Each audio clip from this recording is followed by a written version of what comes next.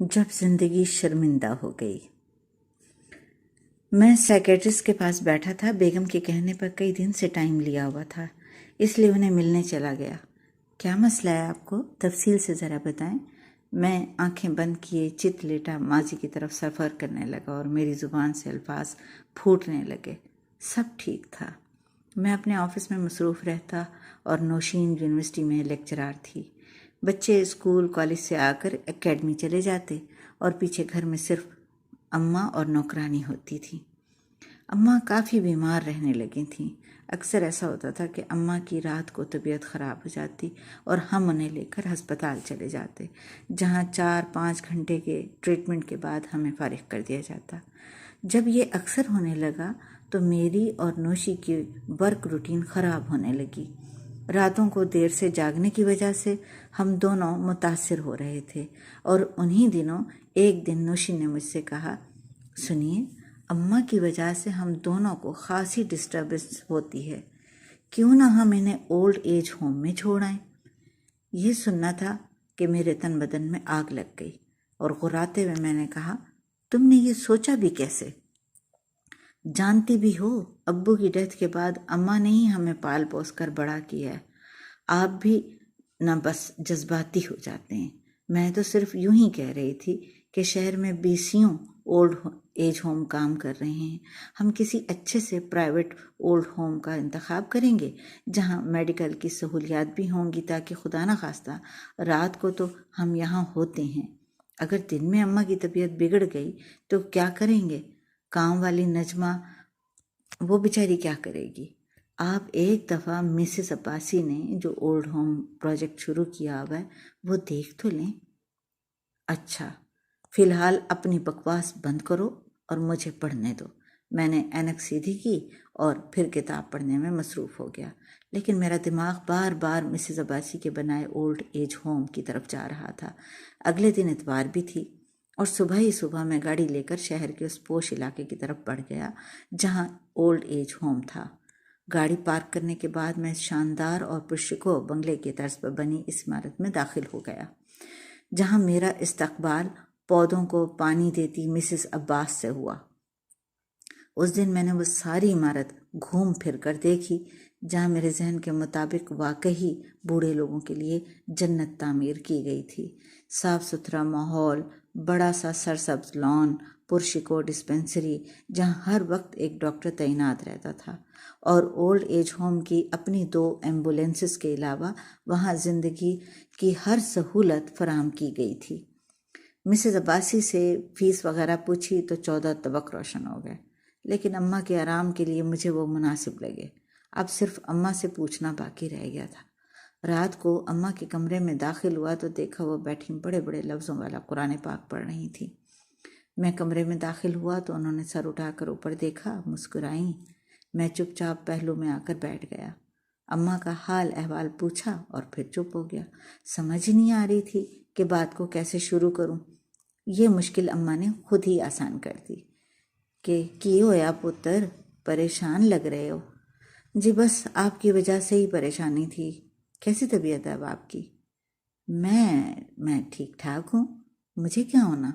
بس یہ کم وقت میرا بلڈ پریشر ہے نا، یہی اوپر نیچے ہوتا رہتا ہے۔ اماں، ایک مزے کی بات بتاؤں آپ کو؟ آپ سے ایک مشورہ بھی کرنا تھا۔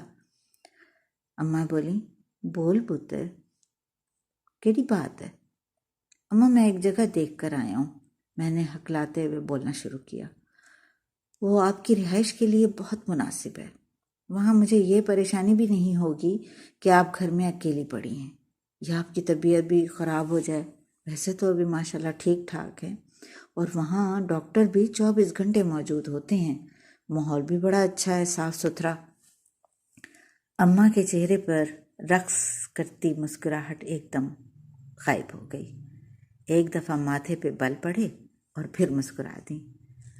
پتر، مجھے بھی کافی دنوں سے یہ محسوس ہو رہا تھا کہ تم لوگوں کو کافی ڈسٹرب کر رہی ہوں۔ ٹھیک ہے، کوئی مسئلہ نہیں، جیسے میرا لال خوش ویسے میں خوش۔ اماں نے مسکراتے ہوئے میرا ماتھا چوما اور میں کمرے سے باہر نکل آیا۔ میرا ضمیر اس بے غیرتی پہ آمادہ نہیں تھا۔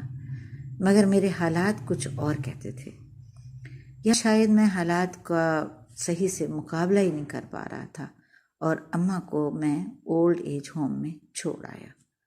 شروع میں 2-3 دن بعد میں چکر لگا لیا کرتا تھا، کبھی کبھی اماں کو گھر بھی لے آتا تھا اور اگلے دن پھر چھوڑ آتا تھا۔ پھر میرے چکر تھوڑے کم ہو گئے، بس اتوار کی اتوار جانے لگا، اور پھر ایسا ہوا کہ کچھ عرصے کے بعد تو حد ہی ہو گئی۔ کاروبار کے چند مسائل کی وجہ سے میں تقریباً 1 مہینے نہ جا سکا۔ اسی دوران وہ منحوس دن بھی آ گیا، اتوار کا دن تھا۔ مجھے ایک آدمی کے ساتھ ضروری کاروباری ملاقات کرنی تھی۔ ناشتہ کیا اور گاڑی میں آ بیٹھا۔ ابھی سیلف لگایا ہی تھا کہ 18 سالہ ایان بھی دروازہ کھول کر میرے ساتھ بیٹھ گیا۔ ڈیڈ، آپ کو پتہ ہے میں گاڑی چلانا مکمل سیکھ گیا ہوں۔ اچھا، واہ، شاباش، میرا بیٹا تو بڑا ہو گیا ہے۔ ڈیڈ، آپ ہمیشہ ہمیں اسکول چھوڑ کر آتے ہیں، اب میں آپ کو چھوڑ کر آؤں گا۔ میں نے ہنستے ہوئے ایان سے پوچھا، اچھا، کہاں چھوڑنے کا ارادہ ہے اپنے پاپا کو؟ اولڈ ایج ہوم میں، اس نے کہا، اور میں ساکت ہو گیا۔ میرے چہرے سے مسکراہٹ غائب ہو گئی اور ہاتھ اسٹیئرنگ پر مضبوطی سے جم گئے۔ وہ اپنی دھن میں بولتا جا رہا تھا، آج سنڈے ہے، مجھے پتہ ہے آپ گرینی سے ملنے کے لیے جا رہے ہیں، میں بھی چلتا ہوں ساتھ میں، آپ کو ڈرائیونگ بھی دکھاتا ہوں اپنی۔ مگر میں بس ایان کے پہلے جملے پر ہی ساکت ہو چکا تھا۔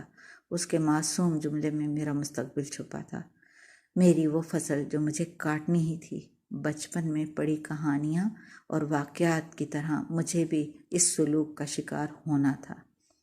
میری آنکھوں سے آنسو ابل ابل کر آ رہے تھے، اور میں اپنی اماں سے اپنے اس گھٹیا سلوک سے سخت شرمندہ تھا۔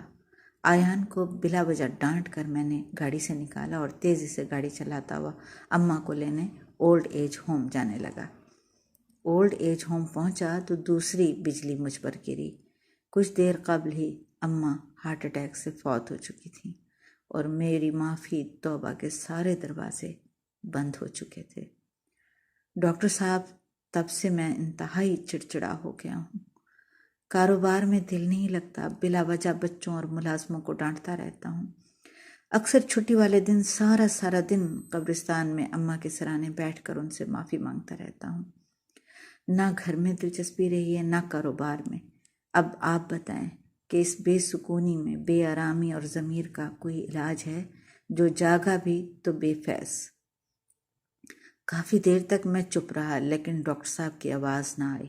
آنکھیں کھولیں، اٹھ کر ڈاکٹر کو دیکھا تو وہ سر نیچے کیے بیٹھا ہوا رو رہا تھا۔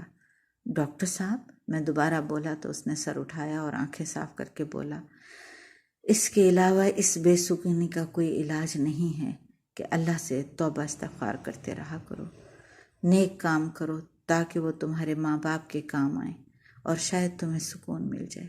یہ کہتے ہوئے اس کی ہچکیاں بند گئیں اور گلوگیر آواز میں پھر بولا، میں نے ایک ضروری کام سے جانا ہے، آپ جائیں۔ یہ کہتے ہوئے اس نے اپنا موبائل اٹھایا اور ملازم کو بلا کر کلینک بند کرنے کا کہا۔ ارے ڈاکٹر صاحب، اتنی ایمرجنسی میں آپ جا رہے ہیں؟